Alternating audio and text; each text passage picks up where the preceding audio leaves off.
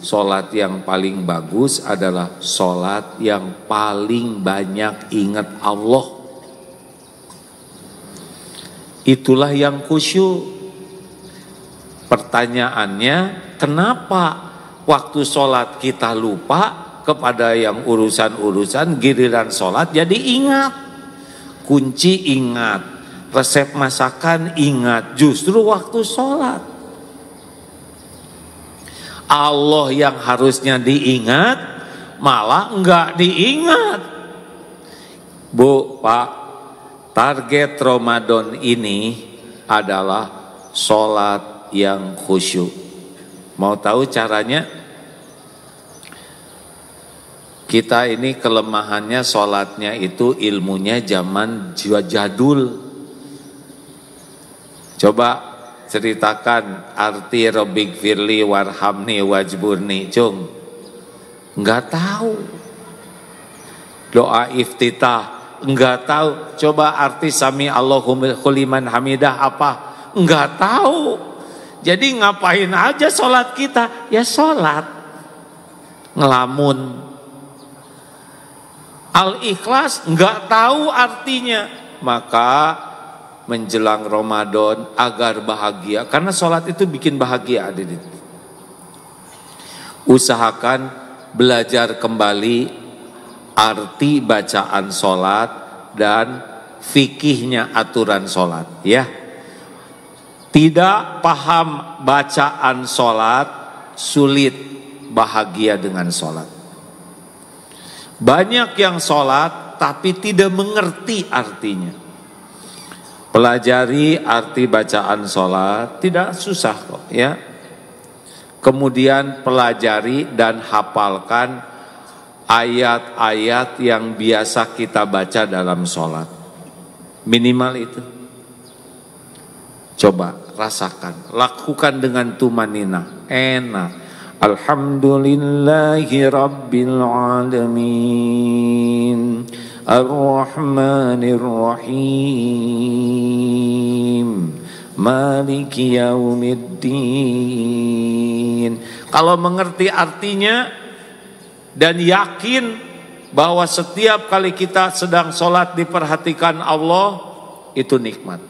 Saat sujud, saat paling dekat dengan Allah, saat mustajabnya doa, pasti betah kita sujud tuh. Orang yang tidak khusyuk dalam sholat, dia tidak akan bisa berlama-lama dalam sujud. Orang kalau sholatnya kurang baik, susah bahagianya. Karena sholat itu amalan yang paling dicintai Allah. Perbaiki sholat, hadirin. Ada yang nanya, gimana ya caranya supaya sholatnya khusyuk? Pelajari dulu ilmu bacaan sholat, ilmu aturan sholat. Kita gimana ngobrol enak kalau enggak ngerti artinya, benar? Coba dibacakan puisi yang enggak mengerti, enggak bisa menikmati.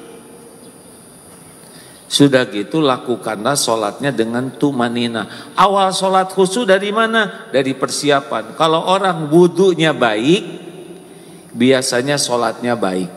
Kalau wudunya jelek, biasanya sholatnya juga tidak khusyuk. Jadi kalau wudunya seperti yang takut basah gitu ya, keceplak, kecepret, kaki juga keret begitu, sudah selesai itu.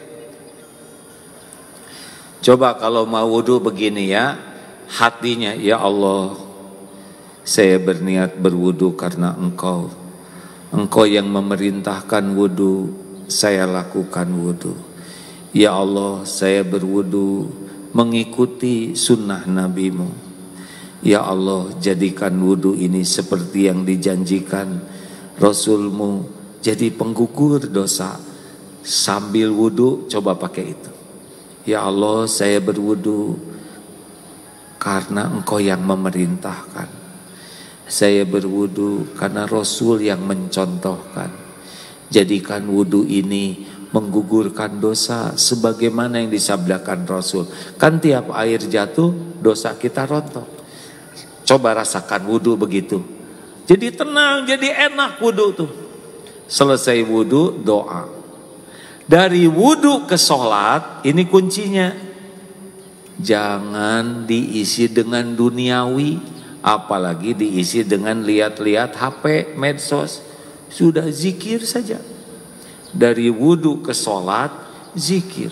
Apalagi kalau sudah azan, adzan itu kan dari azan ke qomat, itu saat mustajab, doa yang banyak. Dari wudu ke sholat, jangan diisi dengan duniawi, jangan dipotong oleh lihat HP, sudah ke Allah saja. Allah lihat siapa yang wudunya bagus, Allah menyaksikan siapa yang dari wudu ke sholat senantiasa berzikir, dan Allah lah yang bisa memberikan hadiah sholat yang baik.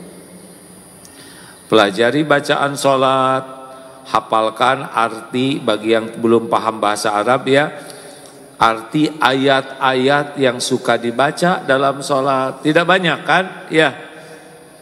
Dan coba lakukan wudunya bagus, dari wudu ke sholat yang bagus. Pakaiannya juga yang baik, itu bukan hanya waktu ke masjid. Setiap sholat pastikan pakaian kita yang baik, yang layak menghadap kepada Allah. Lelaki, jangan pakai kaos oblong. Kalau masih ada pakaian yang lain, kecuali tidak ada lagi. Kalau pakai sarung yang rapih, pakai harum-haruman. Kalau tahajud, sajadahnya yang rapi, jangan disepak begitu.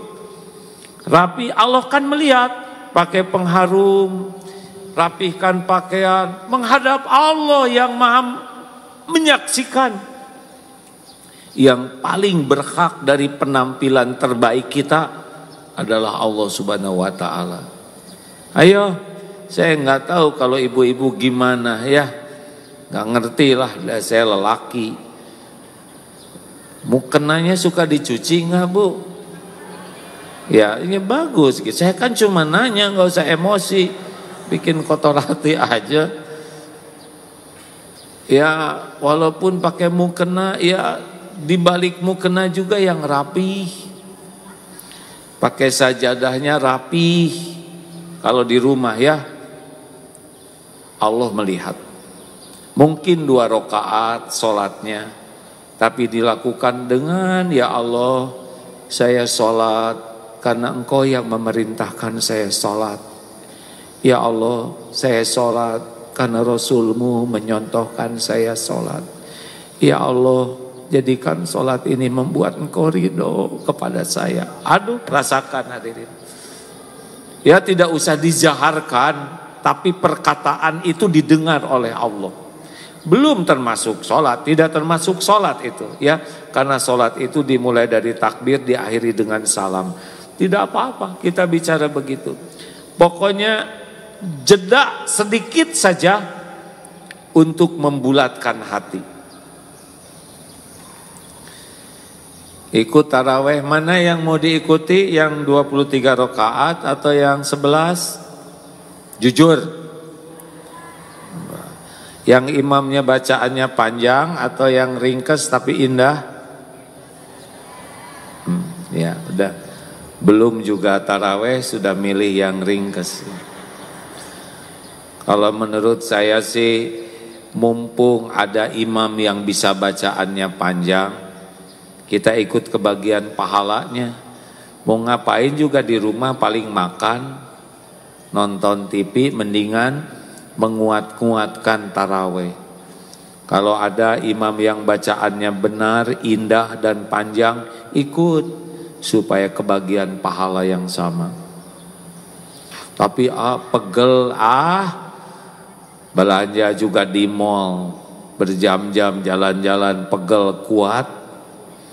Kita untuk yang sia-sia sering kuat, kenapa? Untuk Allah jadi tidak kuat.